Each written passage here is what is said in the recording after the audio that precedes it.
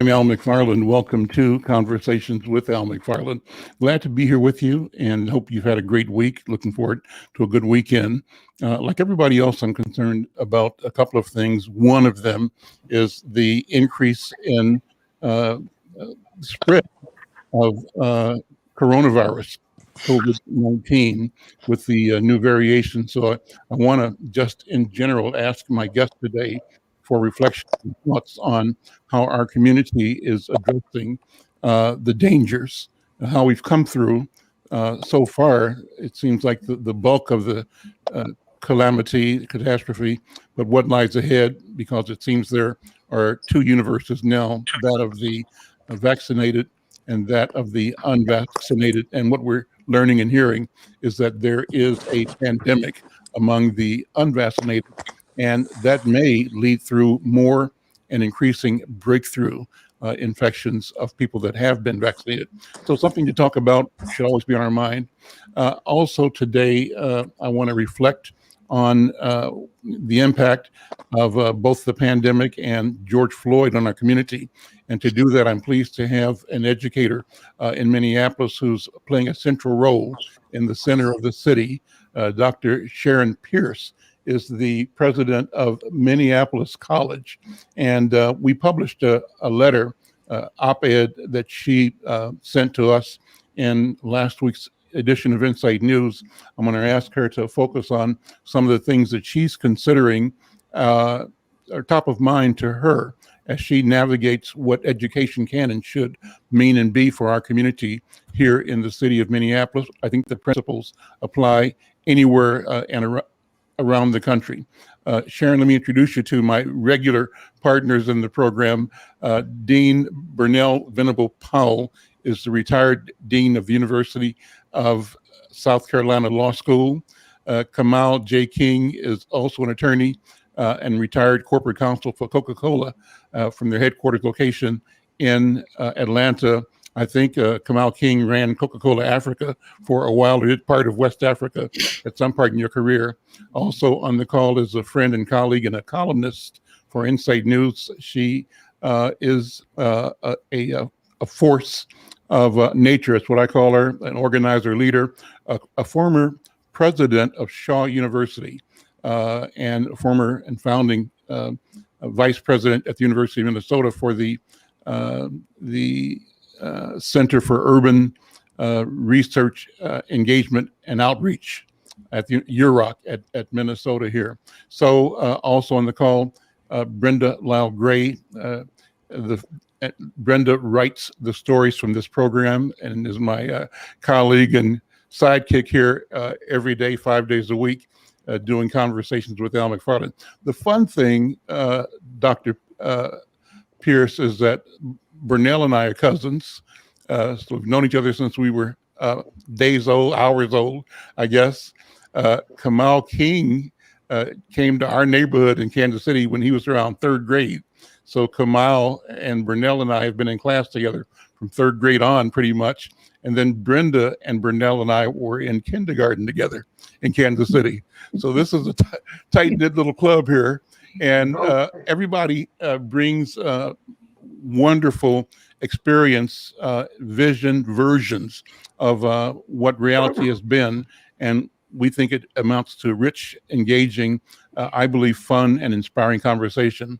And Dr. McLaurin is just a powerful anthropologist and researcher, and has done a lot of major work. What she's doing right now, that's, among other things, so important, is creating a Black women's or Black feminist archive at University of Massachusetts at Amherst, which is, I believe, her alma mater. Irma, good to see you. How are you? You're not on screen, but Thank you're you. here. Thank you for being here. Yes, and I apologize for not being on screen, but I'm not in a place where I can do that. But it's always great to uh, chime in on Al's show and see all the powerful people. And Dr. Pierce, it was great reading your statement. It is important for leaders to take responsibility for their institutions, and we just don't see that often enough. So, enough respect to you for having had the courage to step out there and stand up. So, Dr. Pierce, our program is informal. Anybody and everybody can jump in, raise a question, raise an objection, challenge each other, support each other. But the idea is to have a good and meaningful, principled conversation about things that are important to all of us here. And you are the special guest today. I want to take a minute just to have you talk about your work, your vision, your leadership at the Minneapolis College, and particularly about the 3 items you are advancing as strategies coming out of this year of pandemic and of the George Floyd reckoning that the community and the country are undergoing right now. Well, thank you. Thank you for having me as a guest. I'm very pleased to meet all of you, and I feel honored to share the space with you today. And so you asked me about my vision for Minneapolis College. Minneapolis College has strived to meet the needs of the community since its inception in 1914. And those changes that we've seen in the demographics have driven the changes in the needs that the college has had to meet. I mean, originally it was focused on educating women, if you can believe it or not, and making sure women had a way to make a living and enter the workforce. And now we are a minority serving institution. Over 2/3 of our students come from underrepresented or traditionally marginalized groups, and they have different needs than the students who the college served maybe even 10 years ago. And so for my vision for the college is to understand the reality of our students, understand their lived experience, their conditions, their challenges, and how do we make sure that we meet the students' needs. For example, the vast majority of our students are part-time students. Post-secondary education is designed for full-time freshmen graduating from high school. That's not our students' reality. The majority of our students are 26 years of age. So we have adult learners, but we also have students who are in high school, and we have students who have already earned a bachelor's degree and are seeking other types of learning experiences from us. So part of what we have to do is make sure we understand who our students are, why they are attending the college, and how do we best meet their needs. We understand that coming out of COVID, that most of our students also are part of the demographic that, really carried the burden of COVID. Many of them lost their jobs. Many of them had to drop out of school, or they had to change their job schedules if they were able to work. They had childcare needs. And now these students are coming back to us, and we need to understand the trauma that they have experienced over this timeline, just like everybody else, but maybe even more so. So what happened as we were entering the first phases of the pandemic, and then we had the horrible social unrest and the visual and just visceral impact of seeing George Floyd killed, murdered on video.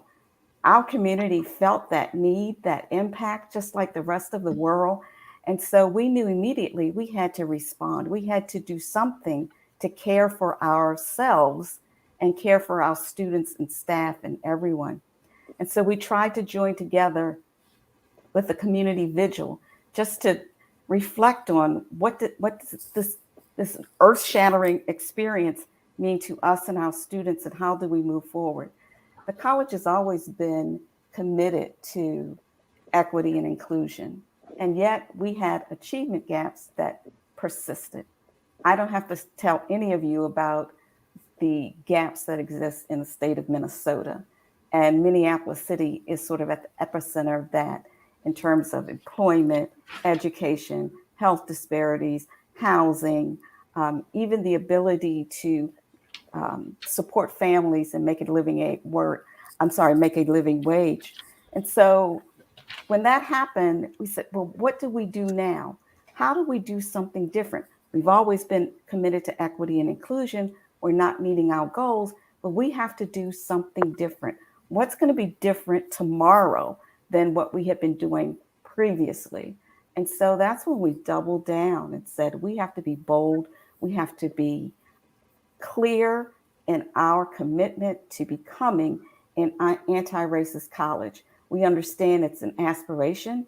We understand it's a journey. We know that we're not there. We don't know exactly when we will get there or if we will get there, but we know we've got to move, and we've got to move now. And we have to bring a different mindset to the work that we do every day. How are we serving our students?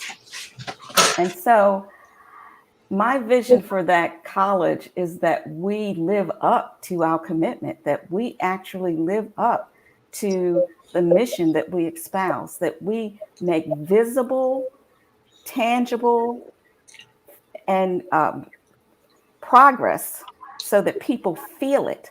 It's not enough to just say, look at this data. We've changed some things and we're doing better.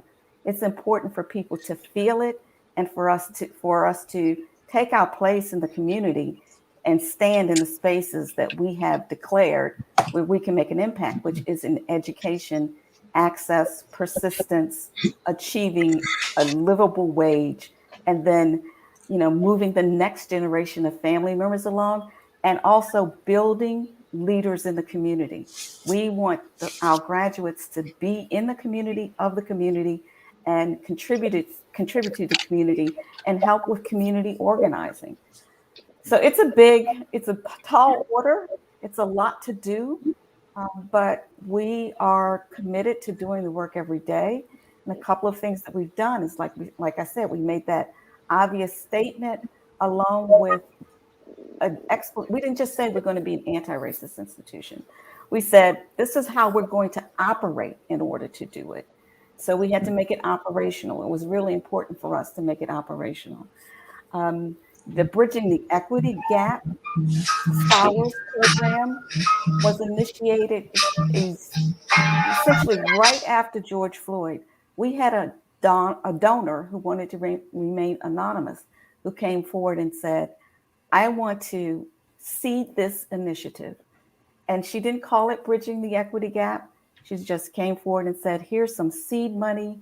And what I want the college to do is to address some of these needs. I don't know how you're going to do it, but I'm going to provide the seed money, and I'm going to sit at the table with you and talk about how do we move forward. And that was just a wonderful gift from the community to organize around, and for us to think about how do we make a difference with a particular group of students, in particular Black males, men of color, who otherwise may not have access to any college, let alone Minneapolis College, some pathway to economic stability and success. And so we got a group together, pulled that initiative together very quickly, and we've launched it. And we have Bridge Scholars who will be starting this fall on our campus. So we're really very pleased about that.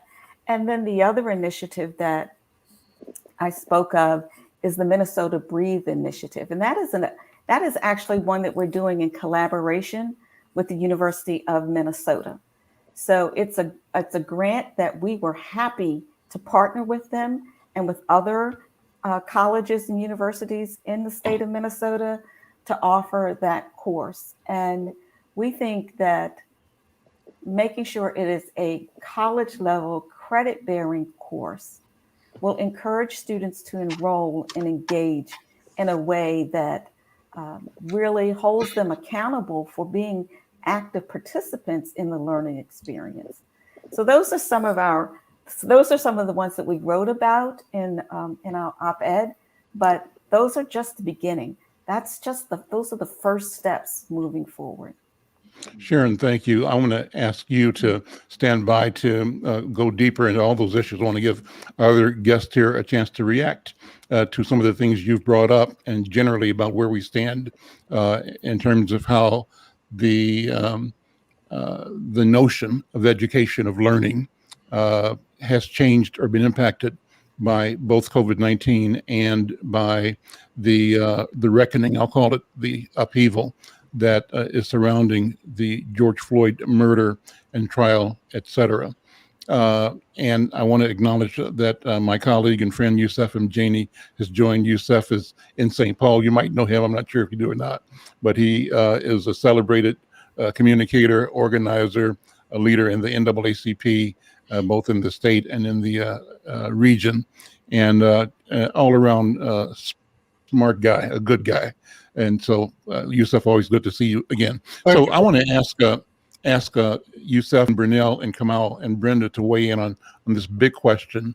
How ought we be thinking about and talking about the critical role of education in general and higher education in particular, particularly in an environment that has, it seems to me, unmasked, created ample clarity in the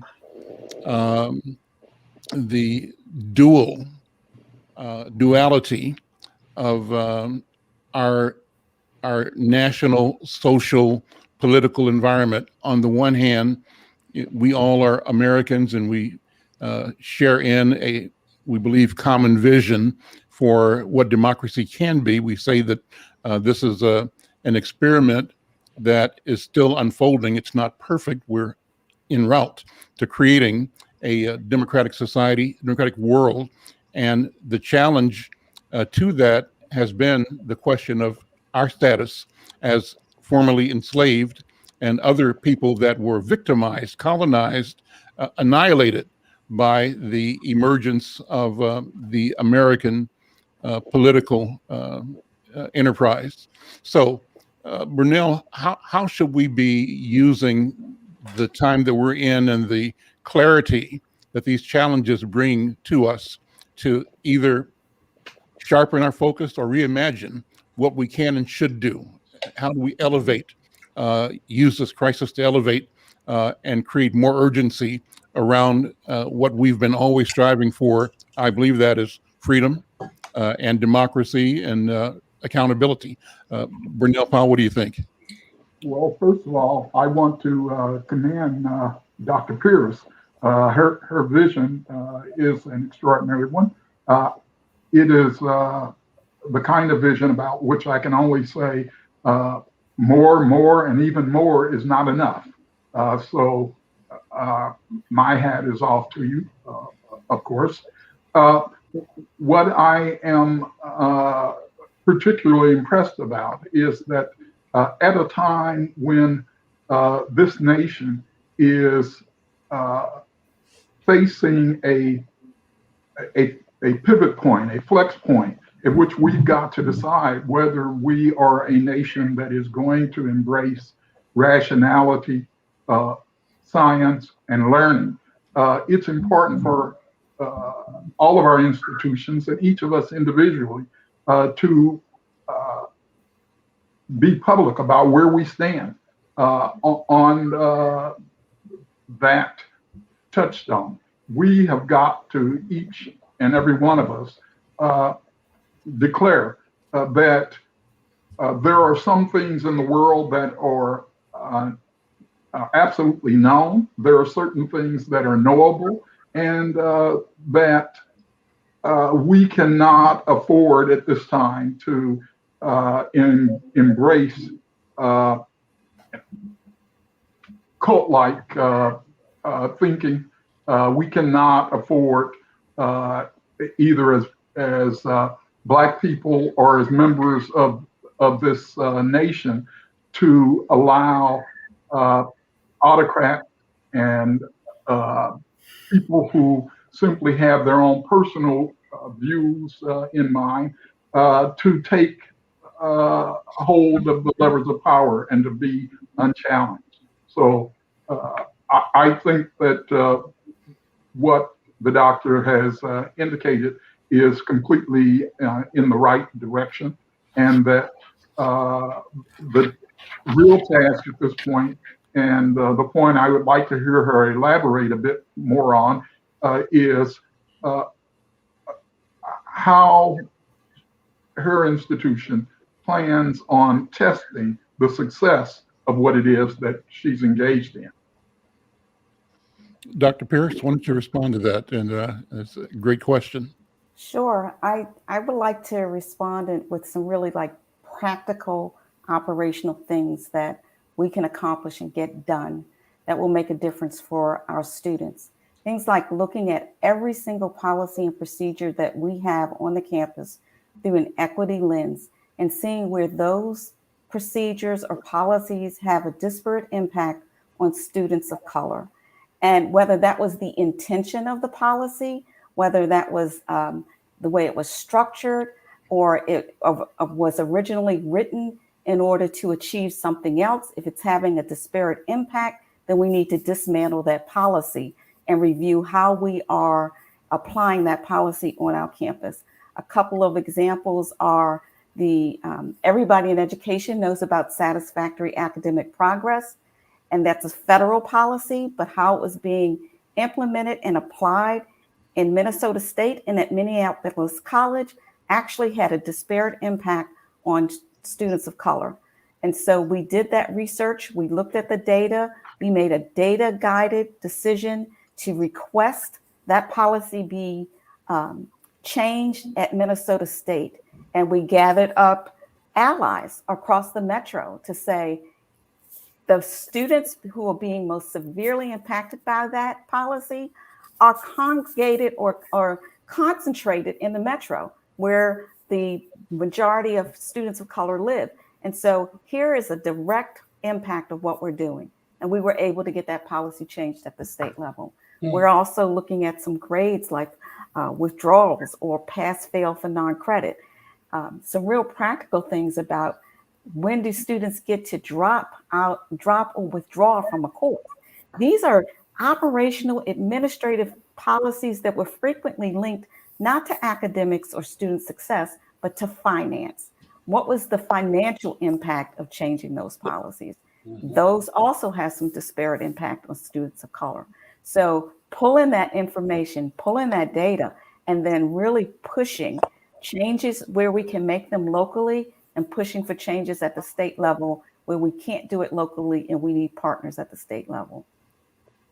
We also, Al, could I jump in? Go on and Yes, on. please. So just stop me. Yeah, go ahead, Irma. Could I jump in for a second? Yes, please. Dr. Pierce, I think you're moving in the right direction. I've served as a university president, associate VP at the U, and I've worked in everything from student affairs, admissions, transfer admissions, up to being, an academic dean. And so I've seen like a whole spectrum. When I was at the Ford Foundation as a program officer, one of the people I funded was a woman named Estelle Ben-Simone.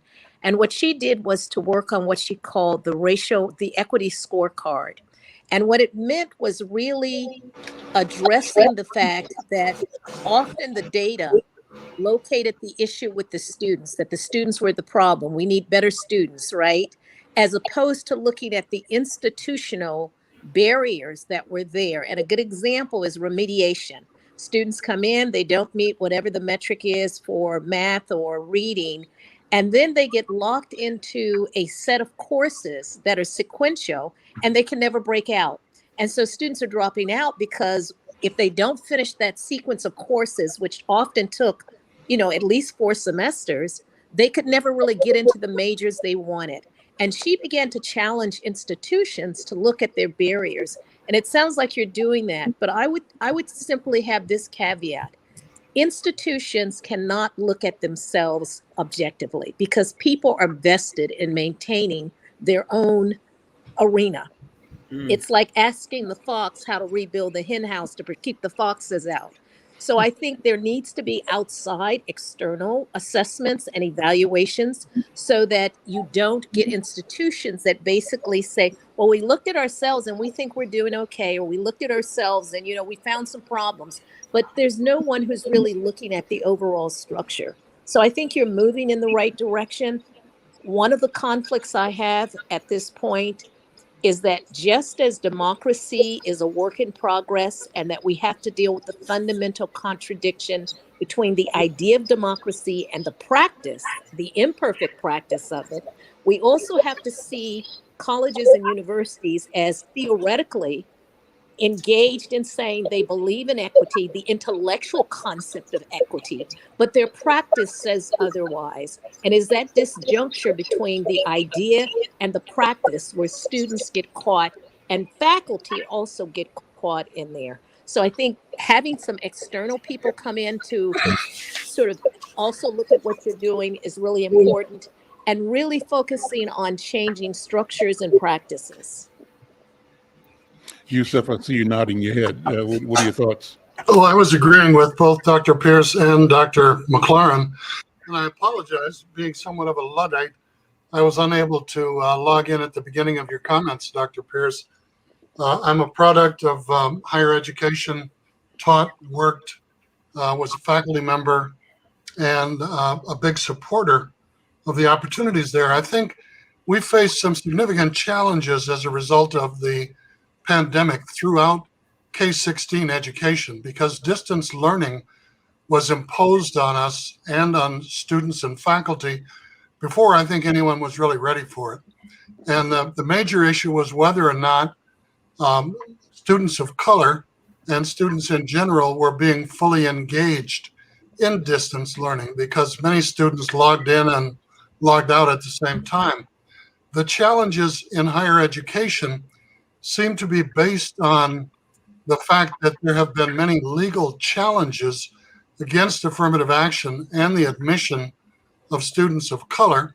And many institutions of higher education are now focusing on what Du Bois called the talented 10th, or those in the upper 10% of their graduating class, at the expense of all other students of color. And if you look at where the greatest diversity, given its limitations as difference alone, in both faculty and the student body, appear to be at what we used to call community or technical colleges, at state colleges, and at alternative institutions of higher learning. And we saw more faculty of color in many land grant and state-supported institutions, private institutions, 25 years ago than we see today. So many of those institutions are only now on the other side of the death of George Floyd, asking themselves, have they done enough, and can, should, and or how they can do more to be more equitable, more inclusive. And the former pattern was the assumption that students had to adapt themselves to institutions of higher learning. And the reality today is that if those institutions of higher learning don't adapt themselves to the changes in the population, in the student body, and in the workforce in terms of faculty, that they're in for some very unfortunate surprises in the very near and ongoing future. So there are challenges across the board, challenges and opportunities, and I don't like to think of them as problems, but they do require significant action. Excuse me. I didn't mean to interrupt, but I did have a question. Could you give us some indication of some of those institutions that were worse off today than they were previously? Which is what I thought I heard you say. Yes, sir. I've been in education for about, too long, 50 years or so, and I've yet to see that institution. Which institution? The one that has more African-American faculty today than it had 20 years ago? Yes. Well, you didn't say 20 years ago, but yeah, I did. I'm sorry for now. But assuming 20 years ago, which would be those institutions? I mentioned land grant, private and state-supported institutions. Yes, but a better hiring record today. Oh. Many of those institutions have more Asian staff, immigrant staff of color, than they have African-American staff by a long shot. 80% of the faculty at the University of Minnesota, for example, are Asian faculty members at the undergraduate and graduate level.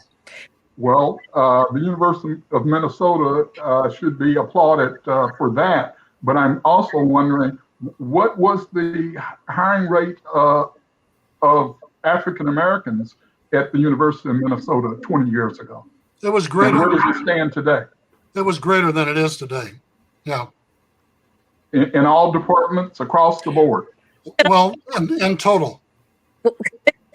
Well, could I just add that most departments, and I was at the University of Minnesota, the traditional departments did not have a lot of diversity. Diversity came into being in the 1970s when departments of Afro-American studies came into existence. And as Youssef has pointed out, many of those programs are now being chaired by Southeast Asian, African, diasporic people, but not native born Black Americans who were the people who actually established them.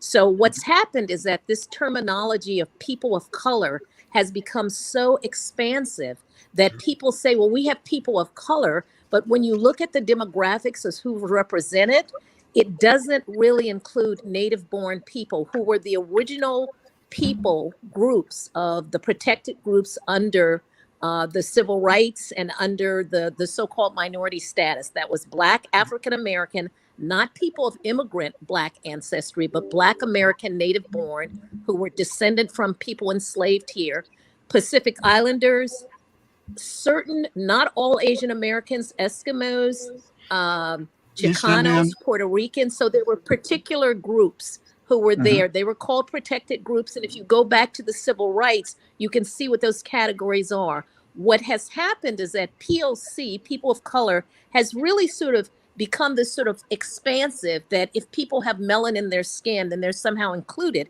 but it doesn't look at their social history. Some of the people who are included in that group themselves are perpetrators of oppression in their own countries against ethnic minorities. So we've kind of made this a very expansive category, and it can be very problematic. But what is happening is that as Afro-American studies people, which are now almost 50 years old, the oldest program, San Francisco State, University of Massachusetts, Amherst, I'm not quite sure of how old the University of Minnesota's department is, but it's pretty close to that. They've hit like a half a century. Yeah. What's happening is that those positions are not being replaced.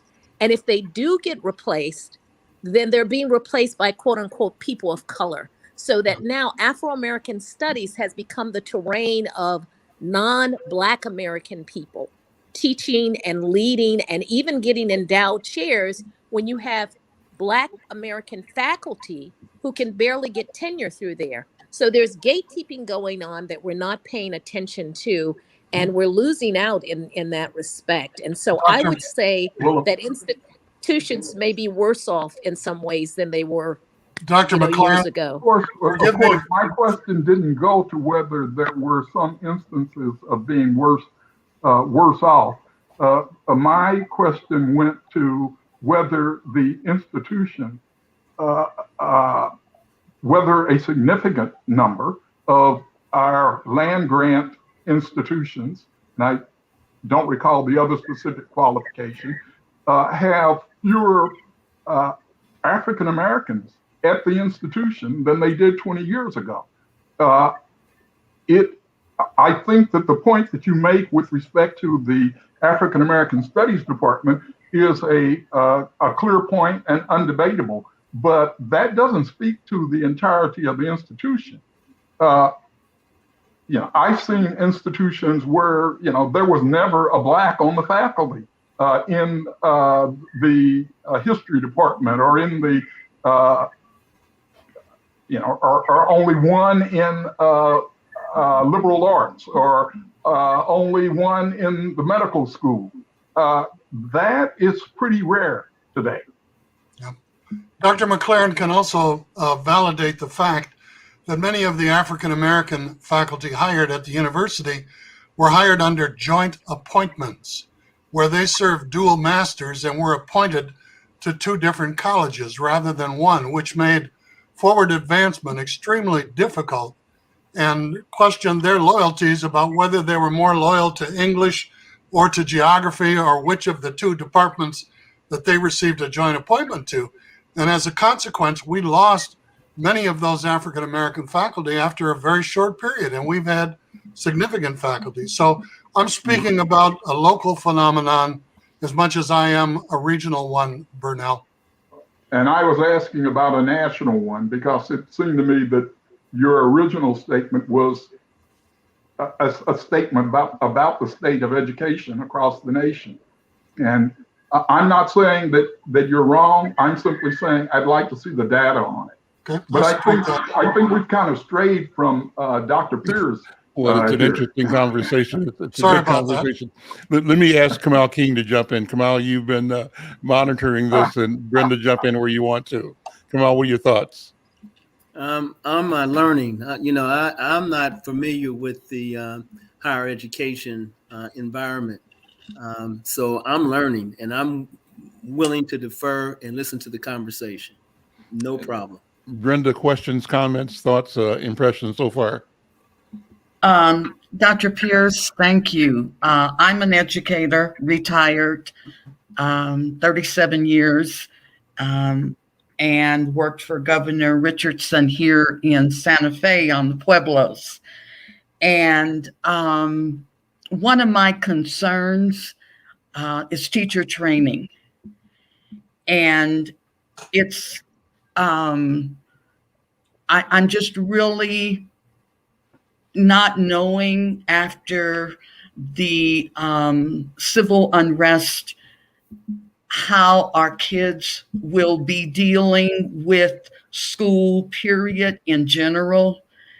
And with the high percentage of teachers, especially in the middle school and high school, they're not prepared for the culturally relevance that is going to be needed to be integrated within the curriculum. And this is where we've got to get back to the education courses, how they are being revamped, how they are being addressed to what has happened with a virus, with the civil unrest, with everything that's going on. And the homelessness in Minneapolis is a concern with homeless children. I couldn't believe the percentage. So how does higher education address and revamp teacher training to address the needs that we have, parents have, children have in this time? Well, I think in order to address the changing needs of students who are completing teacher education programs, that's one. Law enforcement programs, nursing programs, any program that is dealing with human beings, that we need to make sure that the curriculum includes cultural competency and intercultural competency, and an understanding of not necessarily current events, but the context in which you are doing your work. So for teachers, it's understanding the babies who are coming to the classes and understanding what are their needs and how do you work with parents who may seem absent, but are absent because they're working 2 and 3 jobs. And how do you reach out to them? How do you incorporate that type of information into the curriculum? My background before I became a college administrator, I was also a practicing nurse. I practiced nursing for 10 years before I taught nursing. And we went through a curriculum revision to include cultural competency into nursing curriculums in order to make sure it's not enough just to have a nurse who looks like me. That's not enough. I need a nurse who looks like me, who understands me, who is able to understand my needs. And that's the same thing. How do you deal and work with the community and understand the people that you are saying that you are going to serve? So we have to adjust the curriculum. We have to make sure it's not a one-off, that it doesn't occur in one course, that it is a curriculum thread that goes throughout the entire program. At the 2-year level, we do 2 years and then we hand them off to the universities to finish the last 2 years of teacher education, teacher prep. How are we aligned? Are we doing a good handoff? Are we preparing our students for the university level? Does the university level understand where our students are coming from? Are we pulling students from our communities to serve in our communities and helping our students' voices inform our teaching, how we approach teaching, how we develop curriculum? So it's all of those pieces. It's very difficult. And I was listening to Dr. McFarlane and saying, how do we bring in external voices? How are we including our students' voices as well as those of the community? And the other thought that just was rolling around in my head as I was listening to this conversation is, when we talk about dismantling systemic racism, post-secondary education is part of the systemic racist system. It came out of a systemic racist system. So when we talk about dismantling that, we have to recognize that we are also a product of that system. We came through that system. So how do we dismantle what we know, what we own, what we've learned how to navigate through? We need some external pressures in order to help us move.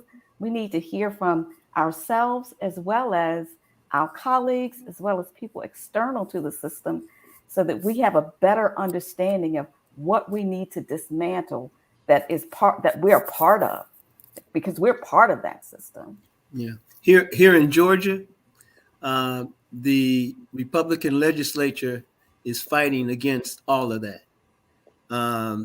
Anything that deals with social, cultural issues, they have actually passed legislation that it shouldn't be taught. Shouldn't be taught.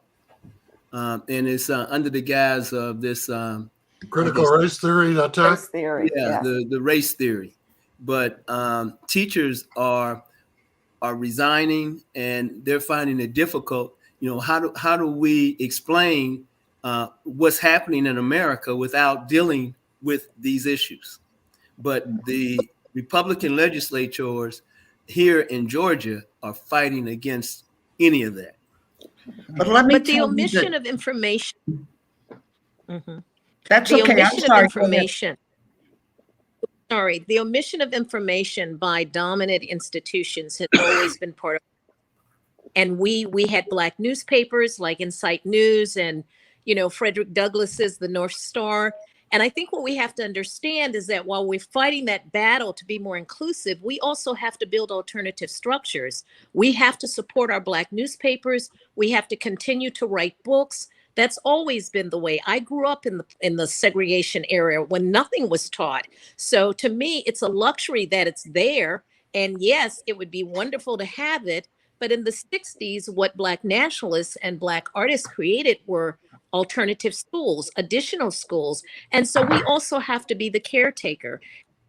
UROC, the Urban Research and Outreach Engagement Center, is a good example. I hope they restore the history, because it was the community that catalyzed that entity. It was not the University of Minnesota. It was the community protesting and challenging the institution, the University of Minnesota, that made UROC become a reality. And it's important that that history be preserved somewhere, so that people understand they didn't do it out of the graces of their heart. They did it because their butts were being kicked by the community, and the community kept the pressure on. They picketed the Board of Regents. And so they were instrumental. And so I think, Dr. Pierce, building the capacity of community leaders, not just academically, but in leadership, would be a way to ensure that even if they don't finish the degree or get the degree, that they're still in many ways supporting and knowing how to advocate and lead in their communities would be part of the mission of that it's not just about academic information, but it's also about leadership and affirming that they actually have something meaningful and powerful to contribute. And critical thinking. I think that critical thinking needs to be taught. I have two goddaughters who are engineers educated at Georgia Tech, and they did not want to get vaccinated. Couldn't believe it. When their parents told me, I could not believe it. And one of them got vaccinated because her parents told her that we're not coming to you and you're not coming to us. That's the only reason she got vaccinated. Amen. The other one, I'm still working on. Would they have a problem getting oxygen or antibodies or antibiotics if they got COVID-19? That's what I just told my youngest daughter, Kamal, my oldest one. And I told Al yesterday, my oldest one finally got vaccinated. But to get Gianni to even think about it. And I said, what is the difference? You'll die with the virus or die with the vaccine. And I would prefer being protected. Well, I think it goes to critical thinking and, listening. They listen to these right-wing radio stations and they just buy into this, Yep. a lot of the nonsense. Yeah. So that's Now, why I threw in the critical thinking piece. I wanted to ask you, one of the things when Al, Kamal, Burnell, and all of us grew up in the same neighborhood, and went to the same schools, and but our parents carried picket signs, and they were at the school. And they, it was a different environment. And I understand it can't be that way now. But my father both of my parents had 8th grade educations. My father worked 3 jobs, but education came first. And when he came in at midnight from that 3rd job, the light had better be off. And the report was given at 7 o'clock if my homework was done. And somehow parents have got to stop feeling sorry for themselves and everything we've gone through and step up for these babies. Brenda, we also had Black faculty members in higher education giving us research and policy and advocacy support that made those demonstrations and protests possible. They wouldn't take what is going on in Atlanta right now. You would have like a march. It just wouldn't happen. We didn't take that in the 60s. We just didn't. But I would add that I think also we as community members have to take responsibility for what have we done to reach one and teach one, because a lot of information happened outside of school. We've now turned as if school is the panacea of everything, that it can solve every problem, and it can't.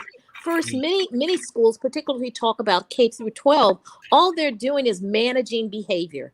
It's become less education and more behavior management. And that's where you start getting into conflicts. We also have to look at the demographics. According to the National Center on Education, 87% of all teachers in public schools and public charter schools are white. It's not their children. And over 50% of children in K through 12 are quote unquote kids of color. They're non-white. So we've got a disconnect there. And we also have to make sure that people understand the history.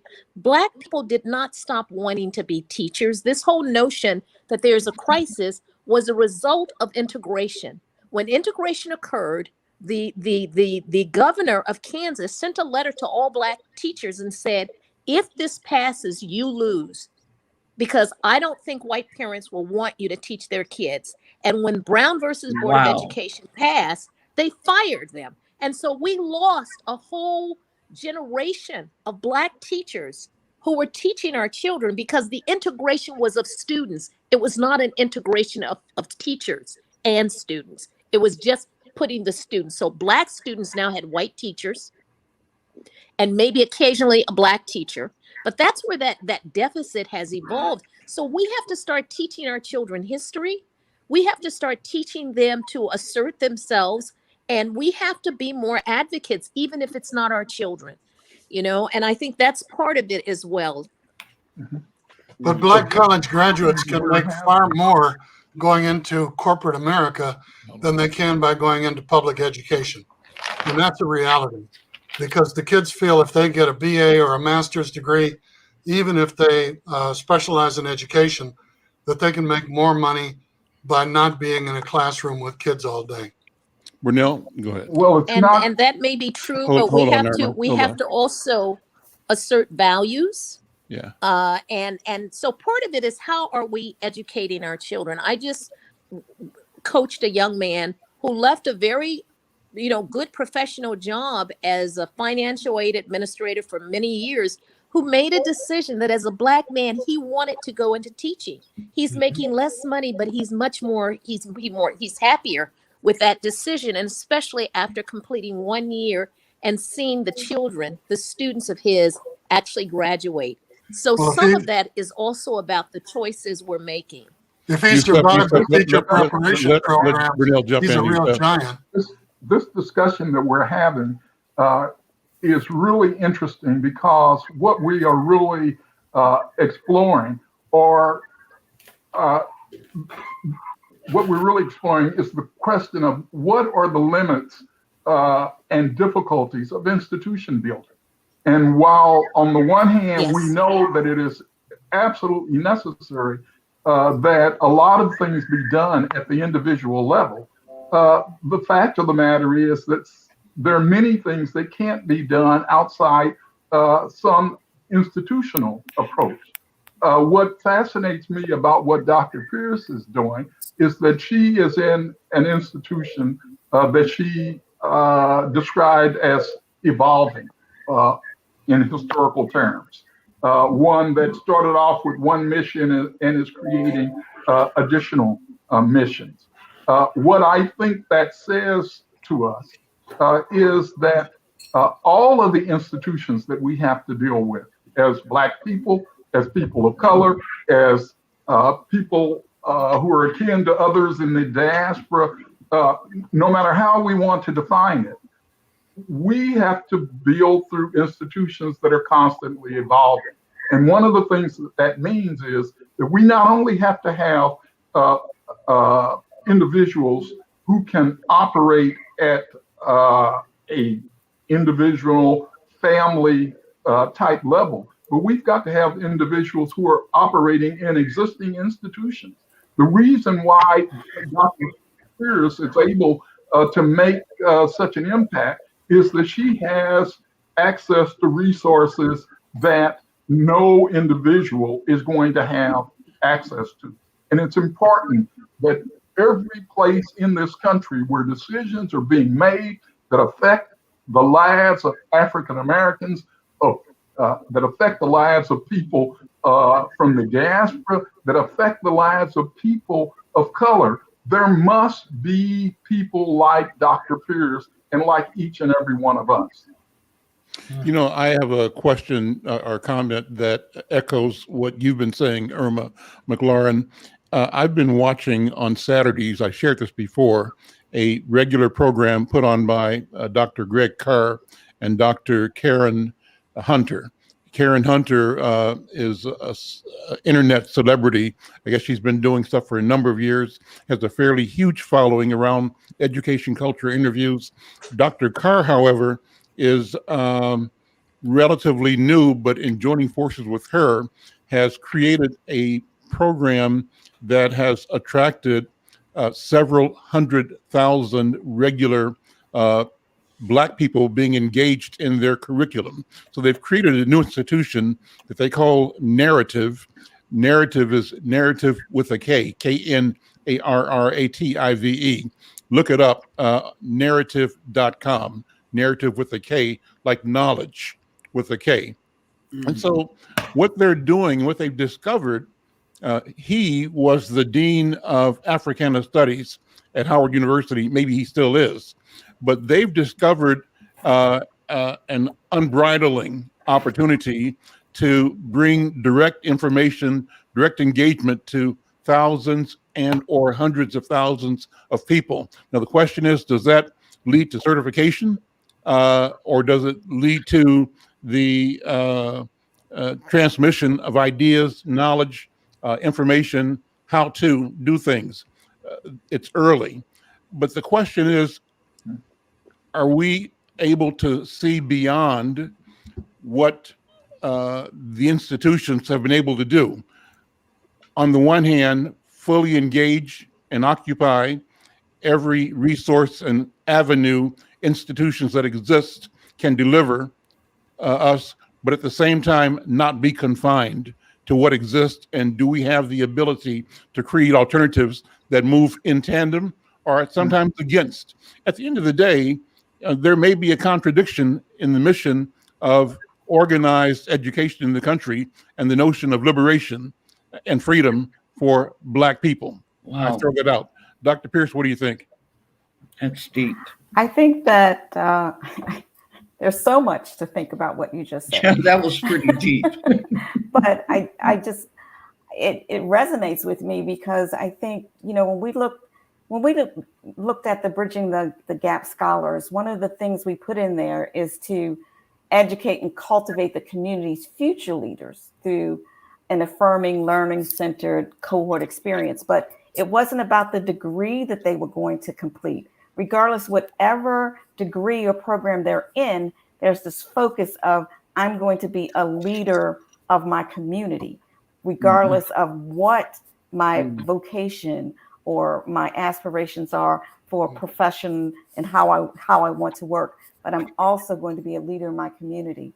When we think about how do we recognize the learning experiences of people who didn't go through formal education, this whole struggle we have with giving credit for prior learning, it's built into our system to decrease the amount of credit that we award for prior learning. So that's another avenue, another way of restricting and holding on to how we as a post-secondary educational system operate. It's like we don't necessarily want to be outsourcing, right? We don't want to lose credits for something that people learned outside, but we want to bring that in. So how do we operate in the system, outside of the system, and bring all of these things together to be impactful for individual human beings who then can be impactful in their community?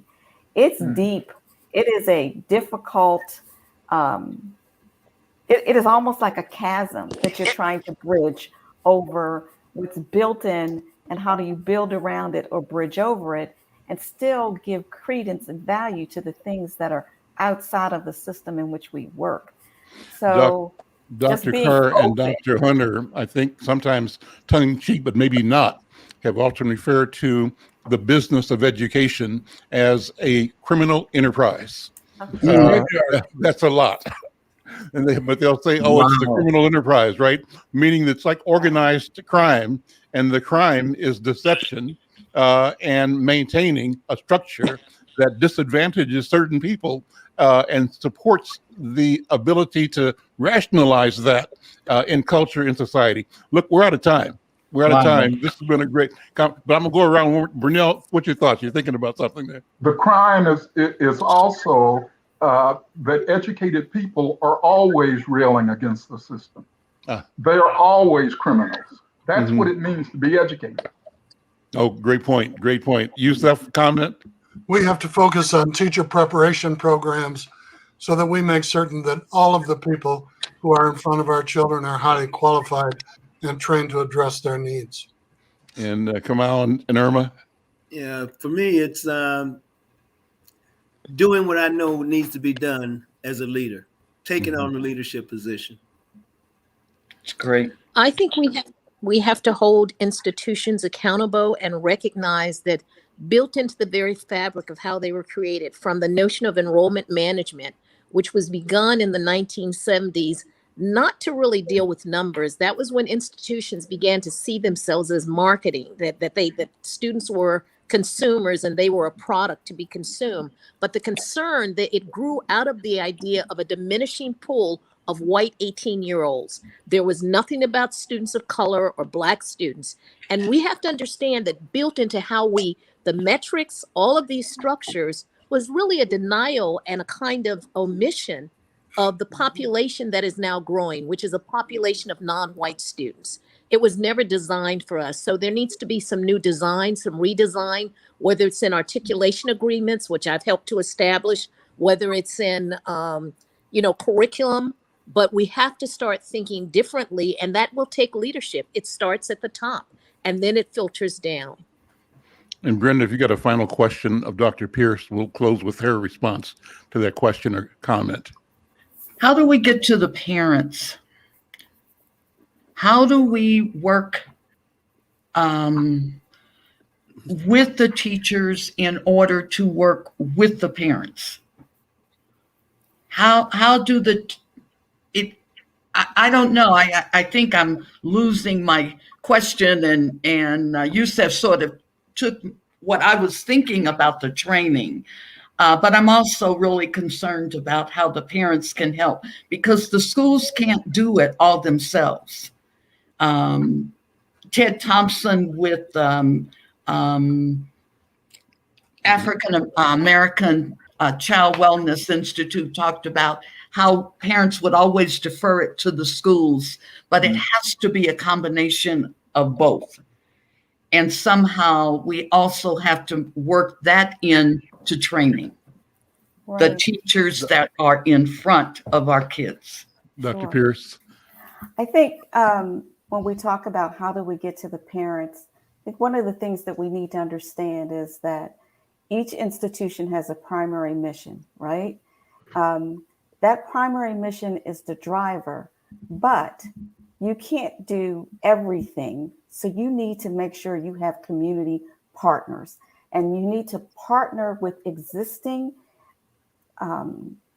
organizations, nonprofits that are in the community, so that you reach across the bridges that way.